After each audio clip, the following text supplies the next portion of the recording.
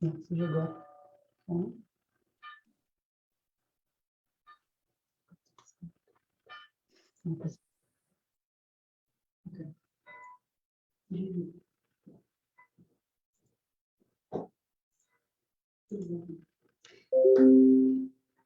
Lep dober večer, lepo pozdravljeni na Bohorskem večeru.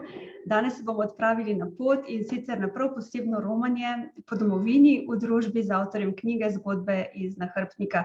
Lep dober večer, dr. Ivan Štuhec. Dober večer vam in najinim poslušalcem oziroma gledalcem. Verjamem, da gospoda Štuheca ni treba posebej predstavljati. Omenimo samo, da ste bili dolga leta profesor moralne teologije, predavali na Teološki fakulteti, od leta 1997 do 2018 pa ste bili strokovni direktor Zavoda Antona Martina Slomška v Mariboru. Trenutno ste rektor tamkajšnjega vikariata. To pa sem posebej poudarila zato, ker se je vse začelo ravno zaradi tega zavoda. To je vzgojno-pedagoški izobraževalni zavod, ampak ob tem je še veliko, veliko več. Posredno mu je namenjena cela knjiga. Zakaj je tako pomemben? Ja, to je, bi rekel, tako malo manj kot polovica mojega življenja v njem. Tako da je zato tudi zame osebno zgodba zavoda zelo pomembna in nekako se moja osebna zgodba od 90-ih let naprej tudi zelo tesno prepleta z zgodbo in zgodovino Zavoda Antona Martina Slomška. Predvsem pa je seveda bilo pomembno na koncu tudi to, da sem naredil neke vrste zaobljubo, potem ko je obstajala velika nevarnost, da zavoda ne bomo rešili zaradi znanih dogodkov v mariborski škofiji in je bilo potrebno zavod še enkrat odkupiti, zato je bilo potrebno dobiti denar. Nekaj se ga je dobilo, nekaj se je dobilo kredita, ampak leto 2017 je bilo to zadevno zelo, zelo napeto, težko, stresno leto, v katerem smo praktično pol leta bili v popolni negotovosti, ali bomo zavod rešili ali ne. No, in moja zaobljuba je potem bila, če bo zavod rešen, grem s konjem v Kompostelo. Rekli ste, da je bil to tako velik in težak zalogaj, da je bila tudi zaobljuba temu primerna. Potem pa se je zgodila korona, ne? Mislim, vi ste se pripravljali čisto resno na to pot. Kaj je vse zavzemalo te priprave? S konjem iti na pot, to ni kar... Povejmo še to, vi ste ljubitelj konj, tudi v zavodu imate 2 konja, ampak... Zdaj imamo 4. 4 že imate? Zdaj imamo 4. Celo življenje živite s konji, ampak to še ni kakšno zagotovilo, da bi lahko človek kar tako šel na pot, na tako dolgo pot s konjem. Ja, to je, ta premislek je seveda zahteval priprave tako konja, kakor mene osebno, in nekako moj načrt je bil, da bi lansko leto štartal iz Ogleja čez severno Italijo, potem pa čez Francijo po diagonali do Španije in potem po tej tradicionalni kompostelski poti. Seveda sem prej preučeval poti, vemo, da vse poti, oziroma da različne poti po celi Evropi vodijo v Kompostelo, ne? Tako da to ni ravno nekaj, kar ne bi obstajalo, ampak videl sem v Italiji je recimo ta iz vzhoda proti zahodu sorazmerno malo pohodna, tako da tu je obstajalo že v principu neko večje tveganje, kako bo to šlo, medtem ko francoska varianta, kjer se pridruži južna pot iz Italije, tista je kar pohodna in je tudi taka, bom rekel, za pešce. No, potem, kar se tiče pa konja, jaz sem imel že pri sebi v bistvu kobilo, ki pa je že v letih in ni bila primerna, potem sem pa iskal kakšnega primernega konja za to in sem prišel nekako na podlagi proučevanja konjskih vrst do tega, da bi najboljša varianta bil bosanski, brdski ali hribovski konj. To so konji, ki so bili tudi zelo močno prisotni v Sloveniji, posebej še v času Prve svetovne vojne, jih je avstrijska vojska uporabila okrog 500 000 za to, da so prenašali tovor. In prvič so nezahtevni, so krotki, to ni neka vroča kri, ne, ampak je za razliko od Bosancev so ti konji mirni. In tudi seveda so po svoji konstituciji vajeni nositi tudi tovor in tako pač nezahtevni. Tako da sem potem vstopil v stik z največjim rejcem na Slovenskem, Antonom Dolinškom, in on mi je potem tudi pomagal, da sem dobil konja, ki ga kličemo Miško, s katerim bi naj šla na pot. Slovenija velja, radi jo imamo, pač pri nas velja za deželo prijaznih ljudi, ampak izkazalo se je pa, da konjem pa ta dežela kljub vsemu ni tako zelo prijazna, čeprav se ponašamo z vsemi temi zelenimi planjavami. Vi ste se pri pripravah sklepali, da boste konju lažje zagotovili mehke steze kot pa kovača za vsakim vogalom. Temu primerno sta šla tudi na pot, ampak kljub Miškovi zdržljivosti se ni išlo tako, kot ste načrtovali, ne? Ja, točno tako. Tudi sam sem, moram reči, bil to zadevno potem v sami Sloveniji, ko je prišlo do spremembe odločitve, da grem po Sloveniji, zaradi tega, ker je pač nastopil COVID in nisem mogel potem iti v Italijo, pa v Francijo, pa Španijo, in sem se bolj odločil, dobro, če sem že vse pripravil, zadevo zdaj ne bom prelagal za 1 ali 2 leti, ampak sem si potem naredil neke vrste svojo krožno pot po Sloveniji in sem pač živel nekje v prepričanju, da v Sloveniji je vendarle pohodništvo, pa so pohodne poti in vse to nekaj običajnega in takega, kar vsi Slovenci poznamo oziroma s čimer smo na nek način povezane, ne. Vendar seveda pri tem pa morda nisem dovolj pomislil na to, ne. Eno je, da ko hodiš ti kot pohodnik ali pa planinec, drugo pa je, ko imaš žival s sabo, in tako sem že v prvem tednu naletel tudi na prepreke, take prepreke, kot so recimo pastirji in prehodi pri pastirjih in podobno. Drugo, kar pa je seveda nekako prekrižalo račune, pa je bilo dejstvo, da se na določenih relacijah nisem mogel izogniti sorazmerno veliko asfalta ali pa zelo ostrega kamenja.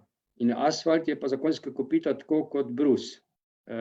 Konj si seveda brusi kopita in zdaj ta moj Miško je sicer bil nekaj časa, 3 mesece na Krasu, prav z namenom, da bi tam tudi po kamenju in tako si še dodatno utrdil svoja kopita, vendar to je očitno bilo vse skupaj premalo in tu smo preveč ekološko razmišljali, ne. Če bi bil podkovan, potem bi gotovo naredila, sem prepričan, celo pot. V Sloveniji tudi ne bi bil večji problem, če bi potkev se izgubila, da potem pokličeš kakega kovača ali magari svojega, ki se tudi lahko pripelje 100 ali pa 120 kilometrov daleč z avtom, če bi že bilo to potrebno. Težje pa bi bilo seveda, če bi se mi to začelo dogajati v tujini. Tako da ta izkušnja v Sloveniji je nekako bila tudi dovolj velik alarm za to, pazi, ne, če še kdaj razmišljaš o tem, da bi res naredil ono dolgo pot, ne bo šlo brez tega, da je treba imeti rezervne podkve in da se moram enostavno tudi sam naučiti, kako se to naredi, če je treba zamenjati podkve. Omenili ste, da vam je poti prekrižala oziroma načrte prekrižala korona. ker vaša pot prvotno je bila predvidena ravno čez ta področja, ki jih je v prvem valu korona najbolj opustošila, to je bila Severna Italija, Španija in tako naprej. Ja. Vi ste tisti prvi meseci, ko smo vsi bili bolj ali manj zelo prestrašeni, ni se vedelo, kaj se dogaja, država je bila zaprta. Vi ste izkoristili tiste prve čase, ko so se ukrepi začeli sproščati, ampak kljub temu ste pa še hodili pod vplivom te korone. To je kar nekako vplivalo tudi na to, kako ste hodili. Ja, seveda, takrat so še recimo gostilne so še bile vse zaprte, tako da, kar se tiče iskanja prenočišč, sem si moral narediti načrt tako, da sem spostavil stik ali z mojimi znanci in prijatelji, ali pa z župniki po župnijah, ker to je bila edina možnost, kjer sem lahko prenočeval.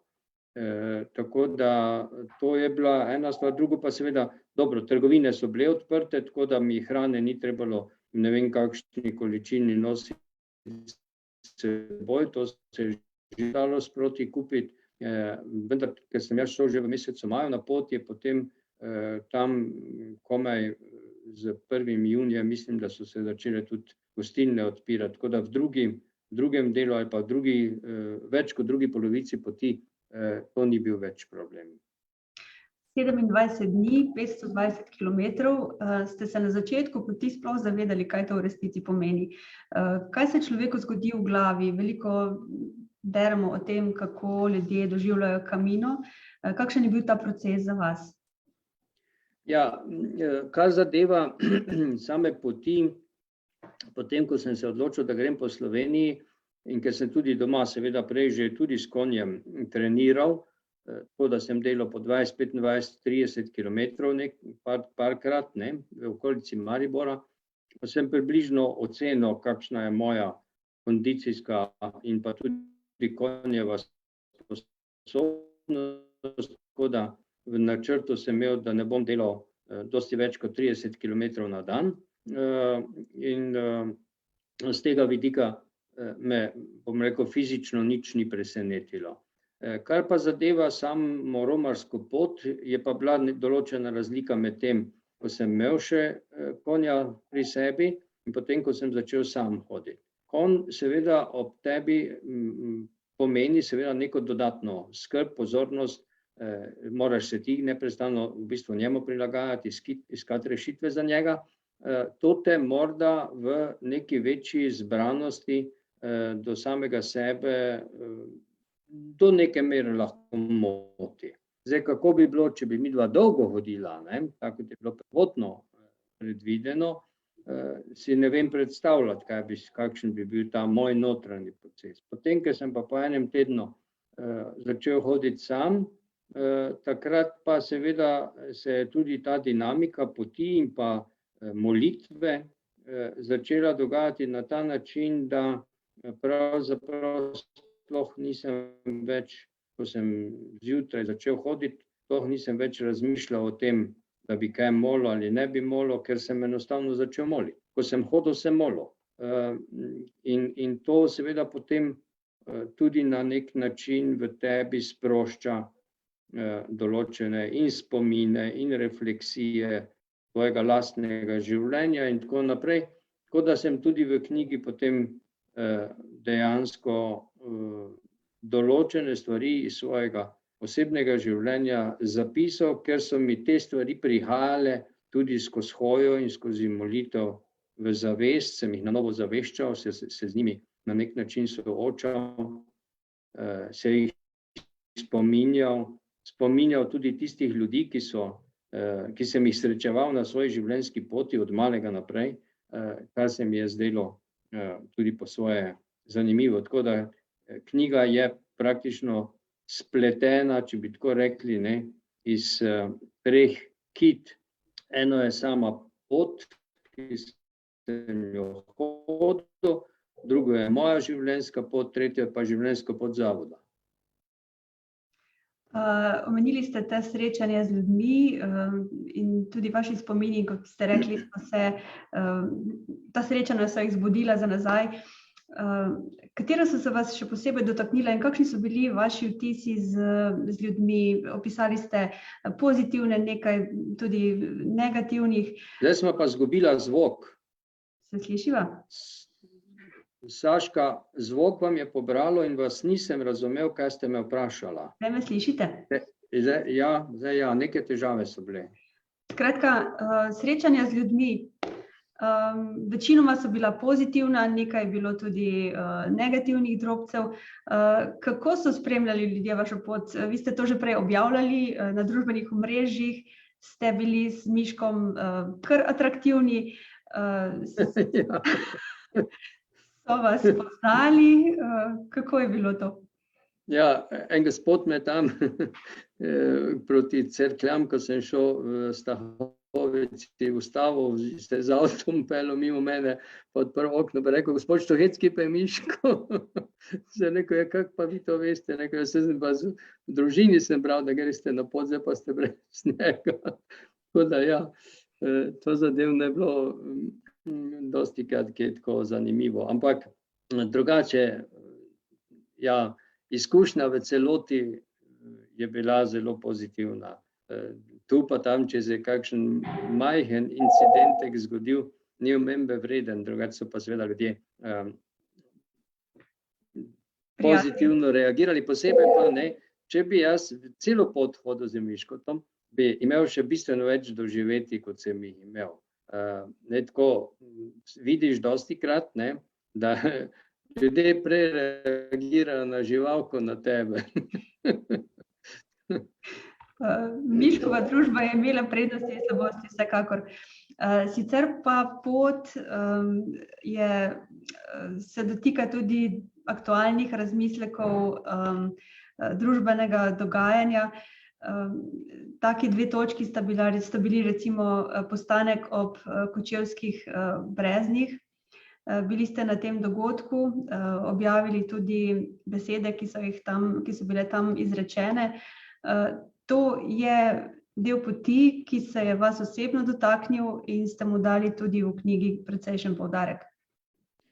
Ja, to je pravzaprav bilo nenačrtovano, ne. Jaz sploh, ko sem načrtoval pot, nisem bil posebej pozoren na to, če se bo v kakšnem kraju, kjer bom šel mimo ali pa pristal v tem kraju, karkoli posebnega dogajalo.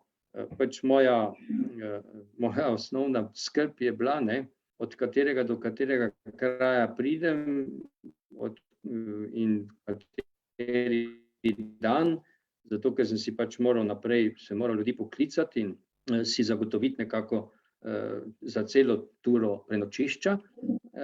In sploh nisem pomislil na to, ne, da bom v tistem času, ko se je ob Macesnovem griču dogajala komemoracija in spominska maša z pobitimi žrtvami revolucije, tu niso bili samo domobranci, da bom ravno v tistem koncu se takrat nahajal. Potem, ko sem pa nekako se bližal Dolenjski, zdaj niti ne vem, verjetno sem videl na spletni strani kakega časopisa, ker to sem seveda ob večerih malo pogledal pa spremljal, da bo v Rogu ta slovesnost v soboto 6.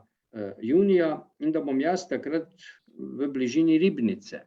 No in potem sem pa si rekel, glede na to, da sem praktično časovno predvideval, da bom hodil 3 tedne, da sem bil že tako daleč, da si lahko preprosto vzamem tudi en dan čas in da se udeležim tega dogodka, tako sem bolj tudi naredil in ja, eno poglavje potem, tako rekoč knjigi v celoti posvečeno temu in se mi je zdelo, da v bistvu tudi je bila božja previdnost, ne, da sem ob tistem času in ob tistih dneh se znašel tam na svoji romarski poti, zaradi tega, ker sem tudi od vsega začetka, ko sem se odločil, da grem po Sloveniji, sem rekel, da posvetim tudi to romanje delno 30-letnici slovenske države in ta dogodek v Kočevskem Rogu je vsekakor eden izmed zelo pomembnih dogodkov naše identitete, naše preteklosti, našega spomina in pa seveda tudi naše sedanjosti. Na poti se je pokazalo, da je v bistvu naša zgodovina še zelo živa in tudi odnosi z njo, ne samo, da niso razčiščeni, še vedno zelo vplivajo na družbeno aktualnost.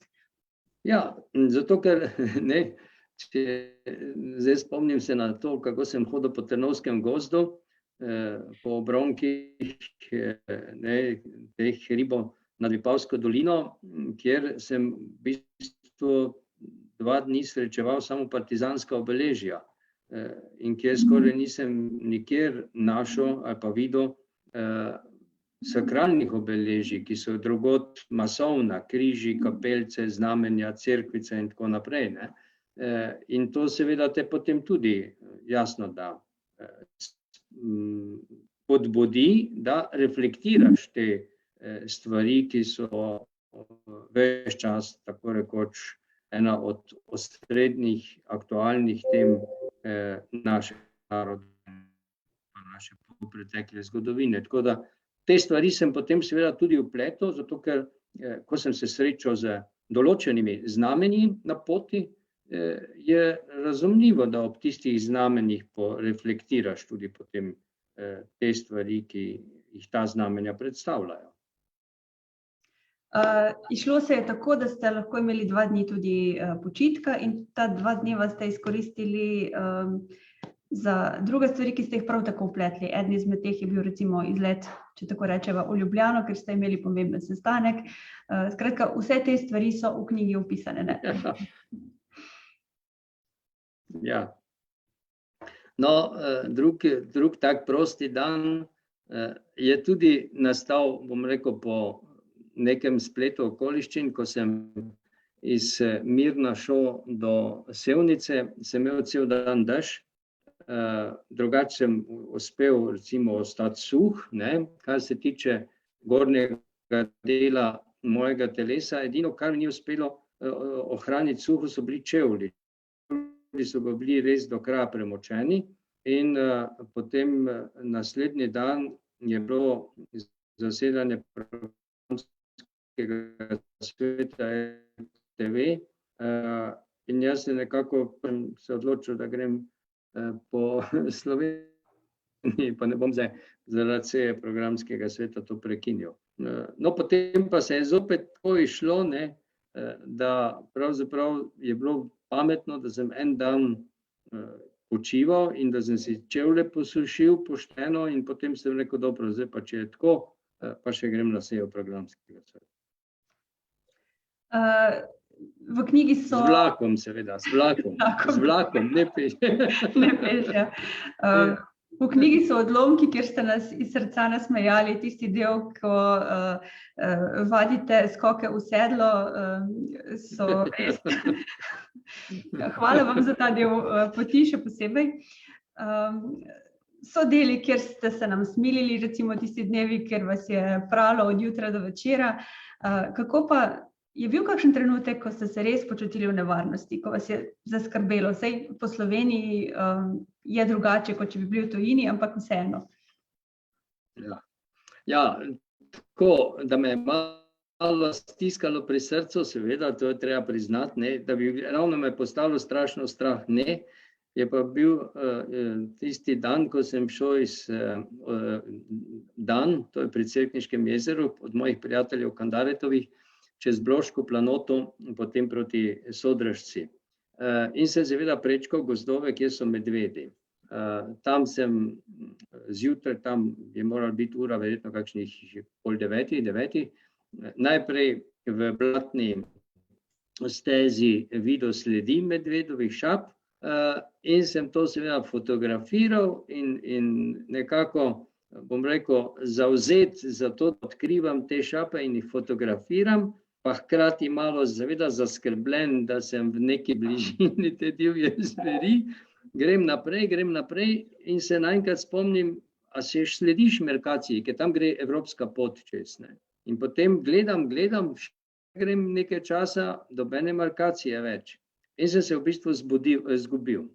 Na kar pogledam na GPS, ki vse posod ni delal, na srečo je tam funkcioniral. Tako da sem pol po GPS-u približno videl, kako je z mojo orientacijo, no in po nekem tavanju, ki ga naj ljudje raje preberejo v knjigi, ne bom vse povedal. Se je pripeljal mimo en lovec, ki me je potem dostavil nazaj na tisto točko, kjer bi moral priti ven, če bi šel poprav po poti. Zdaj pa, če tako razmišljam, tega sicer v knjigi niti nisem potem napisal, ne? Morda pa je ta bila velika božja previdnost, ker če bi jaz šel naprej po markirani poti, bi lahko se zgodilo, da bi se srečala z medvedom. To sem se mu pa očitno izognil, s tem, da sem naredil nek ovinek in da sem pol pristal na nekih cestah, kjer je v principu nekaj manj možnosti, da medvedi bi glih tam hodili čez. Hkrati sem pa bil v neposredni bližini krmišča. Tako da vsekakor sem bil v epicentru medvedov tam okrog Bloške planote. To je bilo edinkrat, ko seveda si malo skrbi, ampak tako bom rekel, tudi tam moram reči, ne, da sem čutil to, Bog je z mano, kaj te če biti strah, ne. Do zdaj je za tebe poskrbel, še bo tu. To je bila ena takih lepih misli na koncu, ker ste rekli, da če se je kaj potrdilo po tej poti, je bilo to, da ta zavest, da Bog poskrbi, ker tudi v takih trenutkih, ko ni šlo res za nevarnost, ampak ko niste vedeli, kam iti, kako se obrniti, kje spati, kaj jesti, vedno je prišel v tistem trenutku pravi človek na pravem trenutku, ne?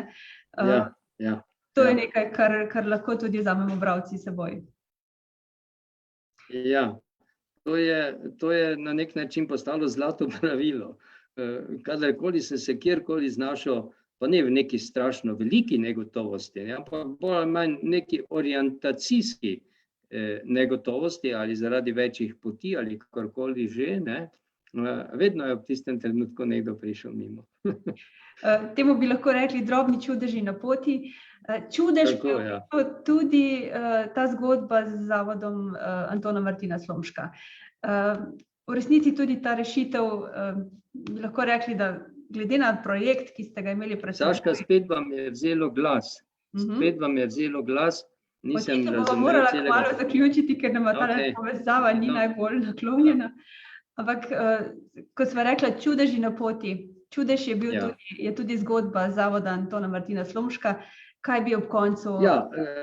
Mi smo se ves čas vsi, ne samo jaz, priporočali našemu zavetniku, po katerem ima zavod ime, in ga prosili, molili, da bi zavod bil rešen, in tako rekoč, ko je do te rešitve prišlo, je na nek način za nas to bila čudežna rešitev, potem, ko so se predtem pravzaprav vse poti že zaprle, nikjer nič ni kazalo, da bo prišlo do kakršnekoli rešitve, potem se je to zgodilo. Zdaj, seveda, to ni čudež v tem smislu, da bi lahko na podlagi tega Slomška kanonizirali, ampak za vse, ki smo v zavodu sodoživljali in vse to videli in spremljali in poznali stvari, pa smo to ves čas razumeli, da je Slomšek izdatno pri tem pomagal. In temu je posvečena tudi knjiga Zgodbe iz Nakrtnika. Za konec mogoče še v načrtih. Malo ste namignili, da ta pot, ki vam je ostala kot prvotna misel, še ostaja aktualna. Tudi tista želja, da bi nekoč hodili po sveti deželi, kjer je hodil Jezus. Skratka, načrtov za poti je še veliko, ne? Ja, problem je, da z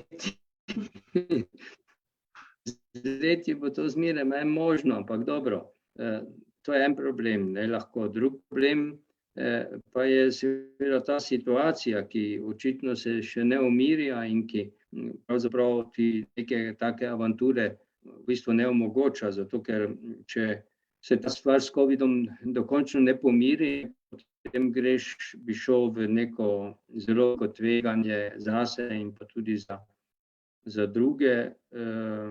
Tako da to je zaenkrat na stranskem tiru. Vsekakor pa tisto, kar pa je izvedljivo in kar sem že v bistvu letos tudi začel, da bom uradno Jakobovo pot v Sloveniji prehodil od vzhoda do zahoda, pa od juga do severa. To pa imam še v planu. Skratka, spremljali vas bomo, naj vam korak dobro služi in vse dobro na teh poteh. Hvala Spoštovani, lepa. Hvala lepa tudi vam za krasno urejanje knjige, za sodelovanje in celi Mohorjevi družbi. hvala lepa, bilo nam je res v veselje. Spoštovani Ivan Štuhec, drago občinstvo, hvala za prijetno družbo, za pozornost. Za konec pa seveda še toplo povabilo, da zgodbe iz nahrbtnika vzamete v roke. Oglasite se v naših knjigarnah, v Celju na Prešernovi 23 in v Ljubljani na Nazarjevi 1 in seveda na naši spletni strani www.pohorjeva.org. Prihajajoči dnevi bodo kot nalašč za druženje z dobro knjigo in upam si staviti, da boste po tej knjigi na pomlad, ko bodo spet lepši dnevi, gotovo pogosteje obuli pohodne čevlje in napolnili nahrbtnik. Naj bo srečno, kamorkoli jo boste mahnili. Vse dobro in lep pozdrav s Celjske Mohorjeve družbe.